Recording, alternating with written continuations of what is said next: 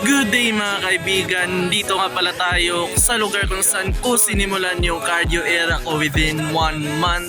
And literal gigising talaga ako ng everyday at nag-alarm ng 4 AM para pumunta dito at magja-jogging.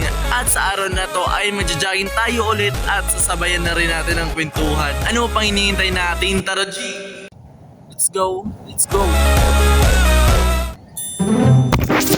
Di pa pala tayo naka-stretching, so do your stretching first before you start running or lifting. Let's go G!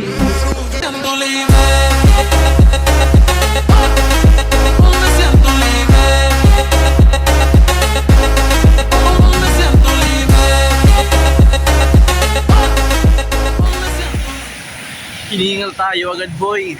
Sabihin ko na rin ng kwento habang nagja-jogging tayo or nilalakad kasi accurate naman yung lalakad na makapag-burn ng fats. Pintuhan ko na rin kayo kung paano ko sinimulan at paano ko natapos yung cardio era ko. Nasimulan ko siya dahil 2 weeks from starting point sa pagja-jogging ko ay meron kaming game sa aming college as a volleyball player. Kaya sa mga athlete dyan, ensayo naman muna bago sumampa ng court, diba? So ayun, 2 weeks from starting point hanggang nagsimula na ako. Literally, gumising ako ng madaling umaga, madilim pa tong paligid. Nandito na ako. So ayun, tapos sa isip ko paano kung itutuloy ko.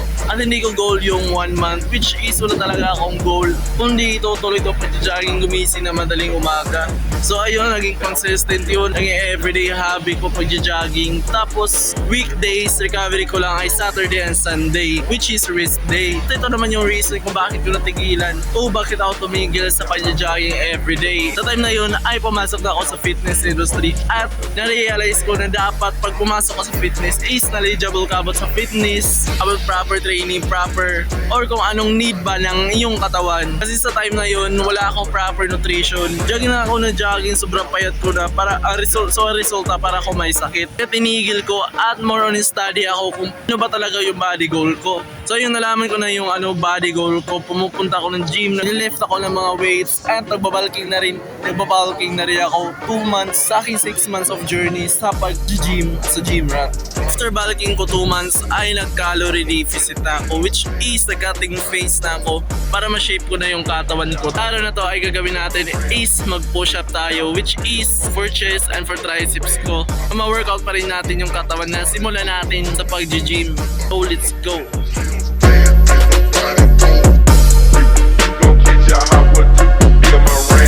Una natin gagawin is mag-push up tayo, 100 push up, tapos mag-crunches tayo para sa ating abs para ma-shape ko yung body physique ko dahil nagka-cutting na tayo at calorie deficit.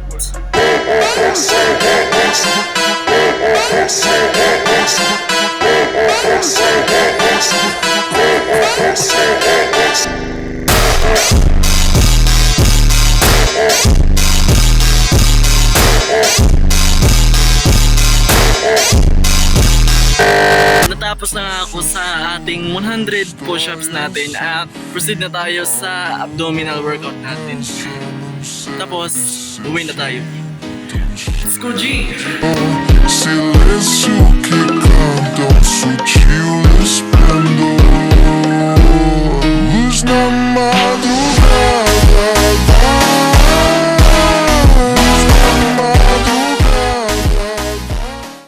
Kita boy, 6 AM na. Ngayon pa tayo nakapagsimula sa abs workout natin, which is last part naman natin sa ating gagawin ngayong araw.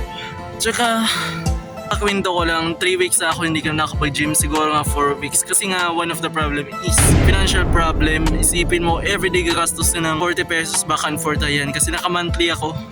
800 pesos yung monthly. Kung yung allowance mo ay sakto lang, hindi ko naman pinipilit na i-pursue at gagastusin yung pera ko para sa monthly ko sa gym. Kasi nagtitipid rin tayo, especially calorie deficit natin dahil cutting phase natin, so sobrang tipid dahil less calories tayo. At yun yung reason na di na ako nakapupunta ng gym at super conscious ko sa aking katawan dahil para parang na-feel ko, feeling ko yung muscle loss ako. At hindi ko na maintain o naging consistent sa ating workout split sa gym. Yan yung mahirap. Ang malayo kasi dito yung fitness gym na pinupuntahan ko, kaya diskartehan na lang natin.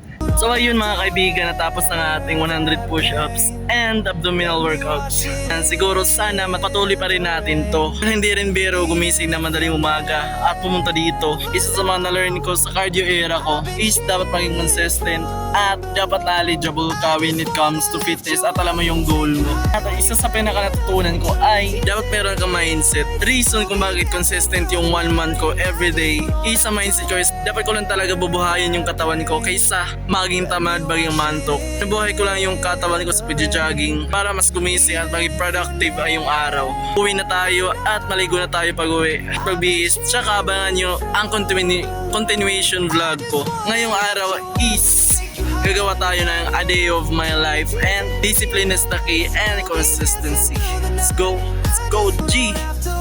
Hiningal ako boy. Let's go! Just wanna lift you up, take you higher when you've had enough. Turn your tears into